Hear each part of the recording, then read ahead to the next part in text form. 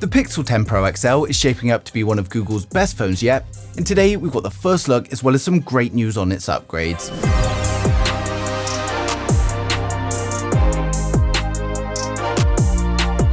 Now, with the official launch just around the corner, a major spec leak has revealed everything about the upcoming Pixel lineup, and the Pixel 10 Pro XL is getting some really good upgrades. Now, for the display, we get a 6.8-inch 120Hz LTPO display. It's got a resolution of 2992 by 1344 and a peak brightness of 3000 nits to help you see in the sunlight. It also gets an increase to 480Hz PWM dimming, and then we also get Gorilla Glass Victus 2 protection for the front and the back, so hopefully if you do ever drop it, then it won't let you down. Now, something else that won't let you down is today's video sponsor, the Ugreen NAS DXP 4800 Plus storage with up to 112 terabytes of storage, and much cheaper than if you were to purchase the same capacity in cloud storage. Now, setup is incredibly simple, and I've opted to install four 4TB drives, and you just slide out the trays, place the drive inside it and put it back in. And it also supports 2.5-inch drives in these bays, or if you want NVMe drives, you can unscrew the bottom and mount them in here. Now, the Ugreen NAS software makes setup incredibly easy, and you just go through the on-screen instructions, which brings you to this screen where you can go into the control panel and set up everything as you need. You can go into the App Center and install things like media apps, virtual machines, and photo storage, and we even have an AI album where you can search photos for keywords like pets, fruits, etc.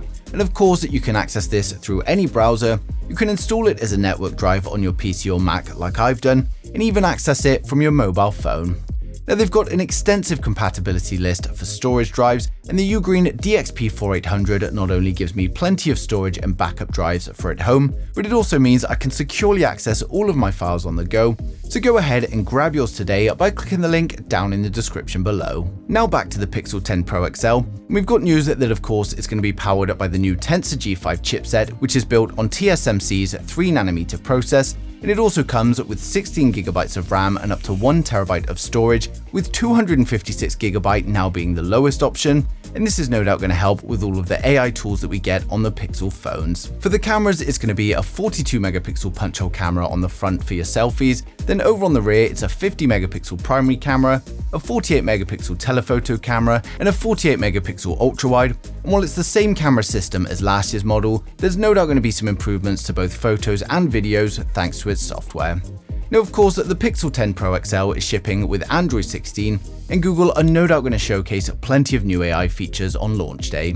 Now, an upgrade that many are going to be happy to see is in the battery department, as we get a 5200 mAh battery up from last year's 5000. We also get a bump in fast charging to 39 watts when using a wire, and then 15-watt wireless thanks to its Qi 2 support. When it comes to the color options, we're going to get a choice of obsidian, green, sterling, which is a gray color, and then porcelain, which is a white color. And I've created these renders here, including the ones in the hand, to give you guys the first look at the Pixel 10 Pro XL. Now, as you can see, design-wise, it's pretty much looking the same as the 9XL. With plenty of prototypes and design leaks already, we can be pretty sure that this is what it's going to look like. Now, that being said, there's no point redesigning the whole phone for the sake of it, and instead they're refining it to a more well-rounded and polished device, and it's probably a much better move. But for those of you excited, we're now going to run through the full specs, design, and the expected pricing for each model of the Pixel 10, so hit subscribe now and we'll get right into it. So first up, we've got the standard Pixel 10, which comes with a 6.3-inch 120Hz OLED display with Gorilla Glass Victus 2 protection. It's coming with a resolution of 1080 by 2424 and improvements to peak brightness as well. And although it has the same display size as its predecessor, the overall dimensions are slightly different. We get a punch hole camera top center to house the 11MP selfie camera. Then over on the rear, it's the first time we see a triple camera setup for the standard model, and it comes with a 50MP primary camera, a 48MP ultra-wide, and then a 48MP telephoto with 3x optical zoom that can also take macro shots. Now, the phone's going to be powered by Google's new Tensor G5 chipset, which is a 3nm chipset, and it brings improvement to performance, efficiency, and AI capabilities. And it's going to be paired with 12GB of RAM and the choice of 128 or 256GB storage that will be UFS 4. It's powered by a 4870 mAh battery with 29-watt wired charging and then 15-watt wireless charging. And we get 5G, Bluetooth 5.3 and Wi-Fi 7, and it's of course launching with Android 16 on the 13th of August. It's launching at an expected launch price from £799 or $799. Now next up we've got the Pixel 10 Pro, and this comes with a 6.3-inch 120Hz LTPO OLED display protected by Gorilla Glass Victus 2. The resolution is 1280 by 2856, and it's been upgraded for even higher peak brightness as well as some trimmed down bezels as well. Now we get a punch-hole camera top center for the 42 megapixel selfie camera, and then over on the rear it packs a triple camera system featuring a 50 megapixel main sensor, a 48 megapixel ultra wide, and then a 48 megapixel telephoto with 5x optical zoom and enhanced macro capabilities. It's powered by the new Google Tensor G5 chipset built on a 3nm process. It's delivering big improvements to AI efficiency and performance, and it's going to be paired with up to 16GB of RAM and up to 1TB of storage, which will of course be UFS 4.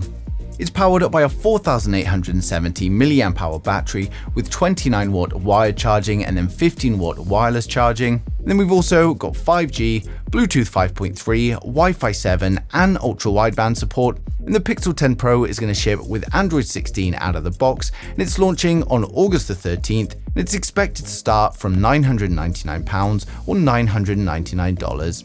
Finally, we've got the Pixel 10 Pro XL, the biggest and most premium model in the lineup. It features a 6.8-inch OLED display with Gorilla Glass Victus 2 protection, and we also get improvements to peak brightness for excellent visibility out in the sunlight. We've got a 42 megapixel selfie camera top center in the form of a punch-hole selfie camera, and then over on the back we get a 50 megapixel primary camera, a 48 megapixel ultra wide, and a 48 megapixel telephoto with 5x optical zoom, and we also get this periscope style macro mode as well. Under the hood, it's powered by Google's Tensor G5 chipset built on the 3nm process, and this is going to be paired with up to 16GB of RAM and up to 1TB of storage, which will of course be UFS 4.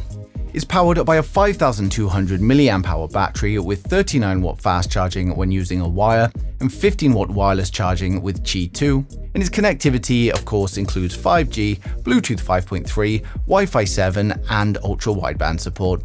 It's running Android 16 out of the box, and Google are also promising 7 years of updates on all models of the Pixel 10. It is expected to launch from August the 13th from $1,199 or £1,199. So overall, the Pixel 10 series is looking to improve on an already popular phone lineup rather than completely just redesigning the phone for the sake of it, and it seems like most of the effort is going into the software as well as the new Tensor G5. Now as always, photography is going to play a huge part of the Pixel 10's promotions and launch, as well as all of Google's AI features. And of course, this means if you've currently got a Pixel 9 series, then it's probably not going to be worth the upgrade. But for those of you on older Pixels or maybe looking to try out your first Pixel, then it's going to be a great choice.